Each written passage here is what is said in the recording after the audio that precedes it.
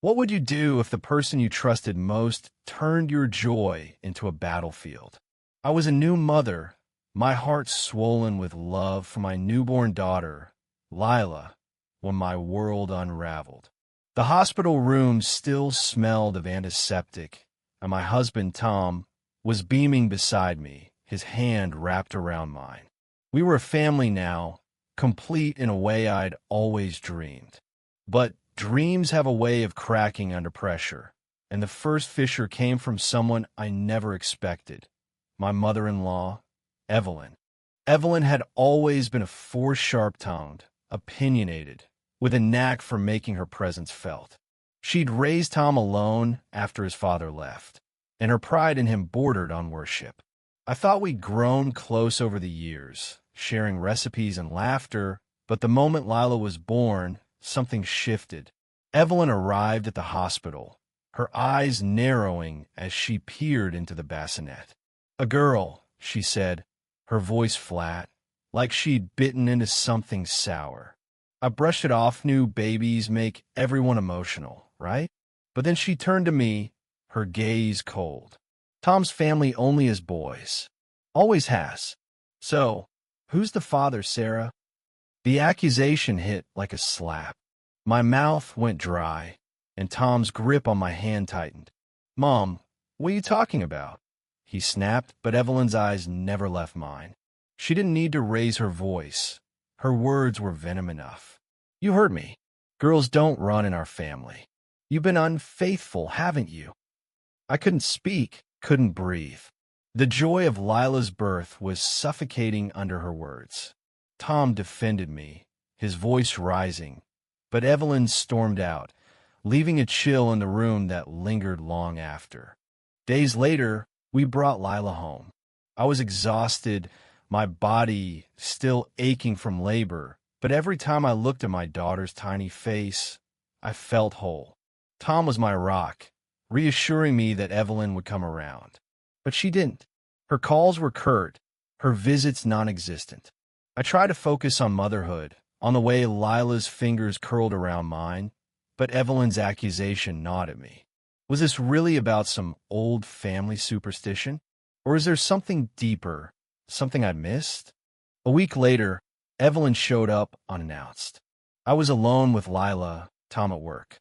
She stood in my living room, her coat still on, her eyes blazing. "I've been thinking," she said, her voice low and dangerous. "You've shamed this family, Sarah. You think you can pass that child off as Tom's." I tried to stay calm, cradling Lila protectively. "Evelyn, this is insane. Lila is Tom's daughter. You know that." But she didn't listen. She stepped closer, her face twisted with rage. "You're a liar," she hissed, and before I could react, her hand swung out, striking my cheek.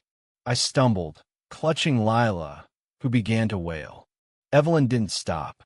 She grabbed my arm, her nails digging into my skin, shouting accusations I could barely process. I managed to pull away, locking myself in the nursery, my heart pounding as Lila's cries echoed in my ears. When Tom got home, he was furious.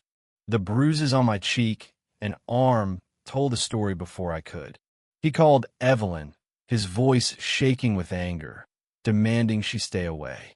She didn't apologize, didn't back down. Instead, she doubled down, spreading her accusations to Tom's extended family, claiming I'd betrayed him. The whispers started cousins I barely knew stopped calling, and family gatherings became tense. I felt like an outsider in the life we'd built together. But worse was the doubt I saw flicker in Tom's eyes, just for a moment, when he thought I wasn't looking. Could he believe her? Could he think Lila wasn't his? Then came the twist I never saw coming.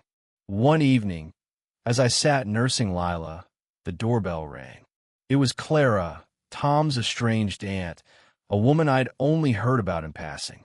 She was in her 60s, with kind eyes and a quiet strength. "I heard what Evelyn's been saying," she began, sitting across from me. "And I'm here to set things straight." Clara revealed a secret Evelyn had buried for decades. Evelyn herself had given birth to a daughter before Tom, a girl she'd given up for adoption because of the same family superstition about boys. "She's projecting her shame onto you," Clara said softly. "She's always carried that guilt, and now it's eating her alive." I was stunned. Evelyn, the woman who'd attacked me, had lived through the same judgment she was now inflicting. It wasn't just superstition, it was her own pain, twisted into something cruel. Clara's revelation changed everything. I didn't feel anger anymore, just pity.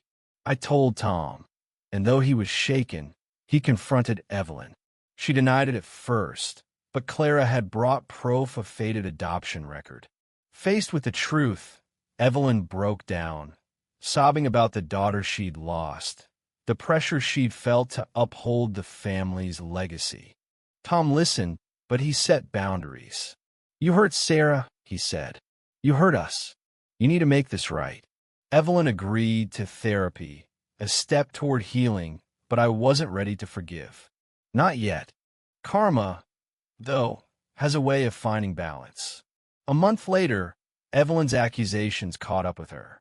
The family, once swayed by her words, turned against her when Clara shared the truth.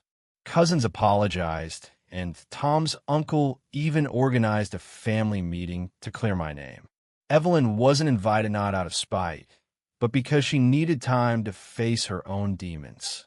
I heard she was attending therapy regularly, grappling with the guilt she'd carried for years. It wasn't revenge, but it was justice, quiet and unyielding. As for me, I found strength in Lila. Every coup, every smile reminded me what mattered. Tom and I grew closer, his doubts replaced by a fierce love for our daughter. One night, as we sat together, Lila asleep between us, he whispered, "You're the strongest person I know." I smiled, tears in my eyes, because I'd fought for my family not with fists, but with love. Looking back, I wonder if Evelyn's attack was her way of screaming at a past she couldn't change. I'll never fully understand her, but I don't need to. Lila is my truth, my joy, and no one's accusations can take that away. Sometimes, karma doesn't destroy, it reveals. And in that revelation, I found my peace.